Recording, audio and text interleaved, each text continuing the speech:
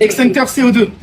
Il y a deux risques à l'utilisation. Il y en a un que je classe plus comme confort, mais non, c'est un risque. L'extincteur, lui, il est à peu près à 20 degrés, entre 50 et 60 bars de pression. C'est déjà balèze, hein, d'accord? Lui, sur des hautes températures, on peut avoir des pressions jusqu'à 150 voire 180 bars.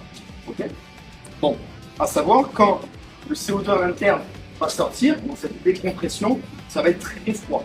Le bas de l'extincteur va givrer, le tromblon là va givrer et les autres parties ici vont givrer. C'est pour ça qu'il est fortement conseillé de prendre l'extincteur comme ça pour venir parfaire le départ. Ok, on évitera de mettre les mains dessous.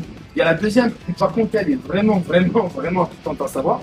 Le tromblon, cette partie, elle a deux actions. La première action, c'est de venir justement casser la pression de l'extincteur qu'on va sortir. Dedans, là, vous avez une petite partie et en fait, quand vous allez appuyer, si vous n'avez pas le tromblon, vous allez vous prendre un gros recul. Donc, s'il n'y a pas de tromblon, on ne l'utilise pas. Ça devient vraiment pas un projectile, mais il y a de la pression. Ça marche. Deuxièmement, le tromblon va venir en fait favoriser et générer un nuage de CO2. Et celui-ci, après, sera efficace pour étouffer les flammes. Ok. Donc, la grosse règle de sécurité qu'il faut se rappeler, c'est s'il n'y a pas de tromblon, vous n'utilisez pas l'extincteur. Et dans des magasins ou autres où il y a du public, quand, vous savez, on a tous été gamins, il y en a, ils le sont encore un petit peu dans la tête. On a tous, non, on a tous, toujours les bouchons sur les valves, les insignes, tout ça, c'est marrant.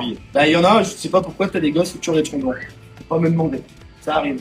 Si toi tu le sais pas, t'es pas formé, tu prends ton extincteur, tu te le mets comme ça devant et t'appuies dans ta tête. D'accord? Donc, tromblon, il n'y en a pas, on n'utilise pas.